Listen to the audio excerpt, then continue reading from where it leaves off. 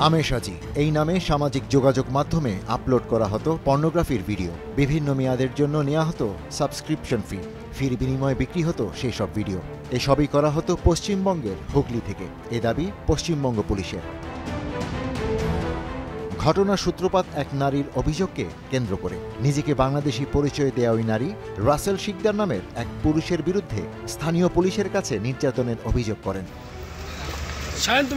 অভিযোগে বলা হয় তাকে কাজ দেওয়ার লোভ দেখিয়ে ভারতে নিয়ে আসা হয়। স্বামী স্ত্রীর পরিচয়, তারা একই বাসায় থাকতেন। পর্ন ভিডিওর পাশাপাশি রাসেল তাকে শারীরিক নির্যাতন চালাতেন বলে অভিযোগ করেন ওই নারী। অভিযোগের পর তৎপর হয় আইন শৃঙ্খলা বাহিনী। হুগলি জেলার ডানকুনির একটি ফ্ল্যাট থেকে গ্রেপ্তার করা হয় রাসেলকে। পুলিশ বলছে কদিন আগে অসুস্থ হন রাসেল, সেই সুযোগে পুলিশের কাছে অভিযোগ করেন ওই নারী।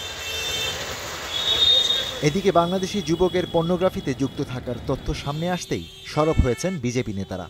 আপনারা জানেন যে কাউন্সিলর চোখের সামনে 19 নম্বরের কাউন্সিলরের চোখের সামনে যেখানে একটা বালি পড়লে, সিমেন্ট পড়লে সেখানে কাউন্সিলর ছুটে চলে যায়। সেই জায়গায় 4 বছর ধরে একজন বাংলাদেশি এই ধরনের অসামাজিক কাজ করছে, তার বিরুদ্ধে তারা বলছে নাকি কিছু জানে না। এটা মানে ভাবা যায়, তার মানে বুঝতে হবে যে তৃণমূলের কাউন্সিলর কত বড় অপদার্থ।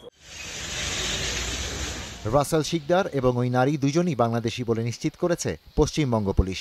দুজনকেই শ্রীরামপুর আদালতে হাজির করা হলে রাসেলকে 10 দিনের রিমান্ড মঞ্জুর করেন আদালত, আর ওই নারীকে নিরাপত্তা হেফাজতে রাখা হয়েছে।